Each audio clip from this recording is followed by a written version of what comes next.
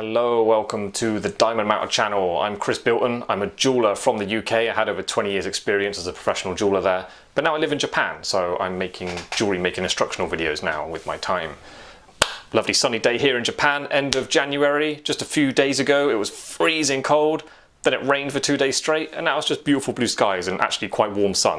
Almost t-shirt and shorts weather. I mentioned that because I hear it's snowing in the UK now, so bad luck. It's better. Close the blinds. I just wanted to show off how sunny it was. Today, a quick video. I've got 1 hour time, so I'm going to be just at least getting this video, and I'll do the editing later tonight. I found this bit of metal in my scrap pot. It's something I was milling out, and it was just a horrible bit of metal. It was a melt up of just old bits and a mix of like previously melted up bits and fresh castings and I don't know, just things. There was no solder in there. I'm quite strict on not putting solder in the melt ups because that really ruins them. But this bit, I was milling it out and it was just cracking all down the corners. So I'm going to try and rescue this bit of metal and then show you what I'm doing and explain what I mean by rescue it. Okay, can you see tiny little hairline cracks down the corners? It's worse down this edge. That's why I'm showing you this edge first. This can happen when you're milling out metal. It can happen on a fresh bit of metal if you're squeezing it too hard and not annealing it enough. But metal like this, which was made, it was a melt up of bits of previously melted up metal. It's not good quality metal to work with. So I found this in my scrap pot just now. Obviously, I gave up on this in the past, and obviously I was in a rush and had no patience for it. But looking at that today, I'm like, come on, that's a big chunk of metal. Let's see if we can rescue it. So when you're annealing it, basically all I'm going to do is put, so I've got a new gas canister, so I'm just going to put a lot, I'm going to get it annealed, yeah, but I'm just putting a lot more heat on that corner. I think platinum does this quite bad if you're not careful, so you have to do this. You have to sort of melt, basically just melting down the splits on the corners. And at this stage of the metal, you can see that I'm sweating the surface. Keep it moving, just sweat it. In platinum you can just sweat a tiny amount, but silver kind of goes all over the whole side of it. But yeah, just get it melted. Get that entire crack melted, and then obviously study it before you start doing this, because there might be more than one side you need to do. So you can see how black that was gone. That's a horrible bit of metal. So I'll let that cool down and we'll mill it out a little bit more and see if they come back. When a metal is a big chunk like that, you've got a lot of opportunity to get rid of those little splits on the corners. But if you've got it happening when you've got quite a thin bit, or you're really close to the measurement you need, you kind of ruined it. So you can sort it out at this stage and then continue with it, and it's okay. Explain this because it might help you out in the future if you haven't done that before. Don't think it's ruined. Also, watching this video might just have it in your mind that it's possible, so you'll look more closely at the metal you're using. Because if it's starting to split and you're not even noticing, you're really going to get into trouble a bit later on. You'll be wasting time. Again, using my 10 times loop, just check over it, make sure it's okay. So I'll dunk this, cool down a little bit now. I'll dunk it in the water, put it in the acid for a bit because it's so black and horrible, and then I'll start milling it out. So as you can see, been over it with my loop, and yeah, all the cracks have gone. Doesn't mean it's not going to happen again, so I've got to proceed carefully. Once you spot them, you have to slow down a bit. Like, when I say that, I mean don't squeeze it as hard every time you go to the mills, or anneal it more often, and keep an eye on it. Check it with your loop.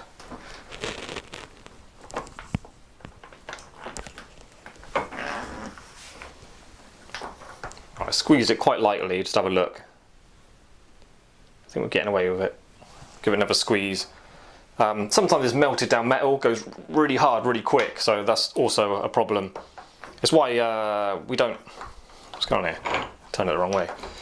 That's why the jewelers, every place I've worked, don't really recommend melting down customers' jewellery for them. Because this is very likely to happen. We got talked into it a few years ago. I ended up being the jeweler that did it for the customer, and so yeah, what was I saying? Yeah, I was the jeweler that ended up doing the job, and the customer was really happy because it was really sentimental for her to use that gold in her ring. But it was a nightmare. It was cracking like this all the way through the job. So anything other than a really chunky wedding ring really hard to get away with. Like if I had to like do proper milling and bend it with the pliers, making collets and then pulling it down as a wire to make claws, like no way, can't do it. If you're a jeweler and people ask you to melt random bits of gold down or mix in different carats of gold, just say no. Or just offer to take that gold, scrap it, give them the actual value, show them the paperwork, just be really honest about it, and then you can use that money to go towards buying fresh gold. That's what we used to do. I don't know if it's going to show up on screen, but right there, that's the worst of the split.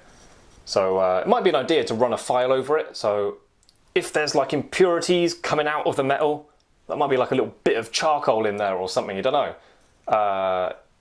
Yeah, you can file off the surface. That might help clean it up a bit quicker. So I'm just going to flux mine. I'm just going to put some flux on it and then remelt it.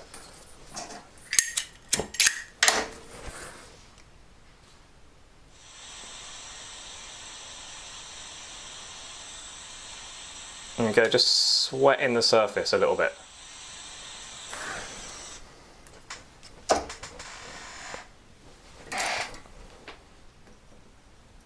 And have a look around it. There you go, that's good again for milling. Okay, I'll do the same again. I'll get this in the acid and then mill it out. I won't bore you with every single stage, but I'm going to bomb ahead with it and try and get this metal really long. See if I can rescue it, because at the moment, that might split again. Let's see how it goes. I don't know if there's something up with for something in the metal that's really causing a problem or what. But I'll keep trying this and then see if I can get it to a really sort of a long, thin bit of metal. So I annealed it and milled it out a couple of times now, taking it easy, like just squashing it down a bit and then annealing it again. Last time the crack did appear again as something in the middle come back. But this time, well, you can see straight away, that's just been through the mills, yeah. It's nice and white. It's coming out of the acid much whiter. It just looks like a nicer bit of metal. Running my fingernails down it, I can't feel anything, checking it.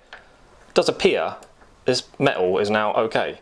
So what I'm going to do now, I'm just going to anneal it properly and then I'm going to squeeze it really hard and see if it comes back again. So I'm just curious to know, I'm kind of learning myself, like how far can you push metal once it's proven itself to be a bit of a problematic, crappy bit of metal. I've got to a stage where I feel like I've repaired it, so I'm going to sort of try and break it again on purpose.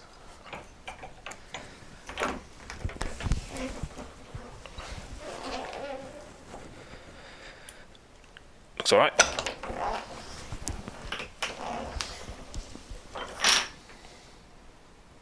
Yeah, I'm just curious, like, because I don't know whether once you've rescued the metal, like you got the cracks out and you've annealed it and milled it a few times with no more problems, does that mean it's fixed forever, or does it mean you still have to continue really carefully? Because I've always just continued really carefully with it. So I'm experimenting now. I'm going to see if I can really balls it up. Okay, we're going down to the next groove on the mills. Let's crush it a bit harder again. I think it's alright, you know. That split's not come back. I think once you rescued it, it's fine. Like, squeezed that proper hard twice, and that crack's not come back. This is fully repaired. I just thought I would share that little bit of experience with you. It's happened to me like many times in my career, working with metal, even fresh metal. It can happen on platinum. If you're squeezing it a bit too hard in the rolling mills, what's that? That's a ring sizer. No, if you're squeezing it a bit too hard in the rolling mills, you can split on the corners. Definitely check it with your loop. If it's happened once, you've got to proceed really carefully because it might be prone to happening again.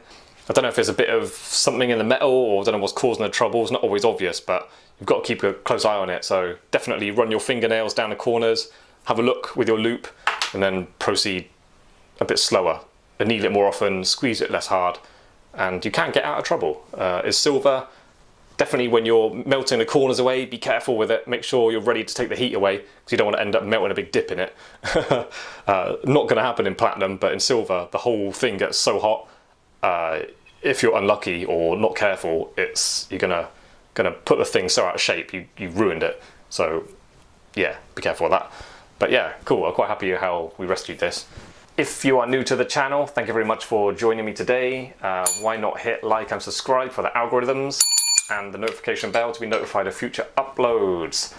Please let me mention I'm now on Patreon. I'm asking for support via Patreon to help me grow the channel. This whole year I'm growing the channel as much as I can. So I need a little bit of help financially for tools and equipment.